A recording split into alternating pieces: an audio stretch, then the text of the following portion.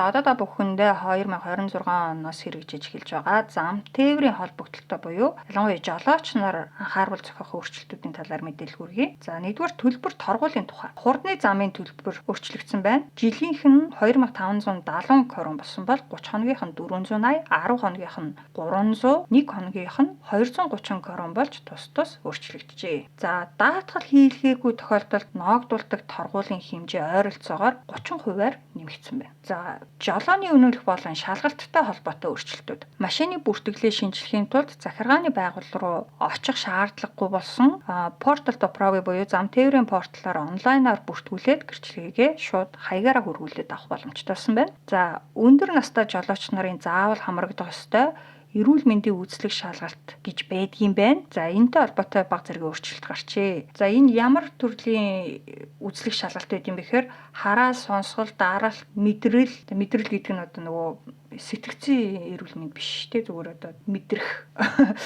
Тэгээд хөдөлгөөн болон хариу үйлдэл үзүүлэх чадамж, ужиг өвчтөй эсэх, ямар төрлийн эм тан байнга хэрэгэлдэг гэх мэтийг нь одоо өрхийн эмчин үзэж шинжилээд ийм тодорхойлт нэгэсэнтэй хийж өгдөг юм байна. Урд нь энэ үзлэгт 65 наснаас эхлээд 5 жил тутам хамрагддаг байсан бол энэ жилээс эхлээд 70 наснаас эхлээд 5 жил тутам хамрагддаг болж байгаа юм байна. Тэрнээс гадна нөгөө шинжилгээний үр дүн ингээд цаасан хэлбэрээр гаргаж өгдөг гэсэн шүү дээ. Тэгээ нөгөө бас нэг жолооны үнэмлэх шиг нэг цаас аваад явдаг байсан юм байна л да. Тэр нь болоо цахимжцсан. Тэгэхээр шаардлагатай тохиолдолд цагдаа нар тэрийг шууд онлайнаар системээс шалгах боломжтой болж байгаа юм байна. Замын хөдөлгөөн зам тээврийн зохицуулалт болон хууль эрх зүйд гарч байгаа өөрчлөлтүүдийн талаарх мэдээлэл хүргэе. Европын холбооны хэмжээнд EU Digital Identity Wallet гэсэн дижитал үнэмлэхийн хэрэглээ нэвтэрч байгаа гинэ. Тэгэхээр Чехийн зам тээврийн портал буюу портал доправи эсвэл e-докладыгаар дамжуулж авсан жолооны үнэмлэх нь Европын холбоо даяар хүчинтэй үйлчлэн. Тэгээд энэ дээр нөгөө хуримтлагдсан мэдээлэл нь шууд Европын холбооны бүх улсын замын цагдаа нарын хооронд ингээд шууд хандах боломжтой, авах боломжтой болж байгаа юм байна. За энэ нь яг юу гэсэн үг юм бэ гэхээр Европын холбооны бусад улсуудад явж байхдаа гаргасан зөрчлийн мэдээлэл нь одоо нөгөө Чехийн зохих албанд маш хурдан ингээд бүртгэгдээд явчихна. За тавчандаа Европын холбооны аль ч улсын замын цагдаа таны зөрчлийн талаар мэдээллийг шууд ингээд системээс харах боломжтой болно.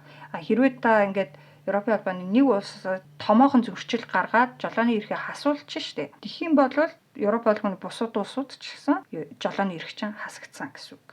За 3 дугаар түвшний автомат жолоодлогыг зөвшөөрдөг боллоо гэж байна. Чех улсад тодорхой хурдны замууд дээр 3 дугаар түвшний автомат жолоодлогыг хүлээн зөвшөөрдөг болсон байна.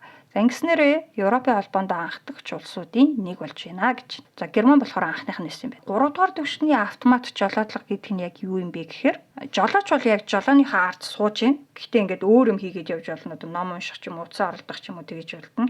Гэхдээ яг нөгөө шаардлагатай тохиолдолд шууд жолоогоо авах боломжтой байж байна. Харин автомат жолоодлого нь болохоор бүх төрлийн жолоогоо хийх боломжтой.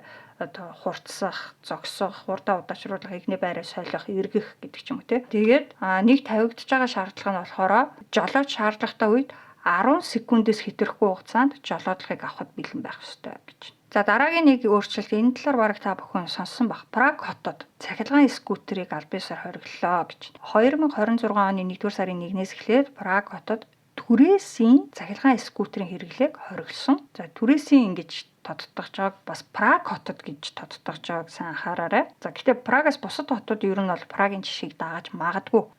Ер нь бол энэ хориг нь одоо нөгөө Lime Bolt гэдэг нөгөө түрээсийн цахилгаан скутерүүд чинь ингээл замын хажууд хамаагүй ингээд бүх хүмүүс нь хайцсан ингээ хүнд тээг болоод идэг штэ. Дээрээс нь ингээл хүн дайрч алчих гал яваад идэг. Тэгээд нийгмийн одоо нөгөө хив журмыг алдагдуулдаг. Дээрээс нь яг тээврийн хэрэгсэл гэхээсээ илүү entertainment байдлаар хэрэглэгдээд байна гэж үзэж байгаа болохоор одоо энэ хотын хөдөлгөөнд бол ямар ч эерэг хувь нэмэр үзүүлэхгүй байна гэж үзээд Праг хотын захиргаанаас түрээсийн цахилгаан скутерийг хориглосон байна. Гэхдээ түрээсийн дугуй болон түрээсийн цахилгаан дугуйны хэрэглээг бол зөвшөөрч байгаа. Гэхдээ бас тодорхой хэмжээний юм нөгөө зохицуулалт бол орж байгаа юм байлээ. Яг ийм тодорхой хэсгүүд дээр явахыг зөвшөөрнө. Эсвэл одоо нөгөө парклуулах зогсоолыг нь байршуулна гэдэг юм. Тэр зогсоолын асуудал бас айгүй том асуудал болоод байгаа байхгүй. Мэдээж хувь хүн өөрийнхөө өмчийн цахилгаан скутерийг бол унаад явж болно. Тэр эрх нь бол хэвээрээ. За энэ төрлийн хориг бас Парис, Мадрид гэх мэт одоо Европын бусад томоохон хотуудад ч гэсэн ер нь сүүлийн жилүүдэд хэрэгжиж эхлээд байгаа.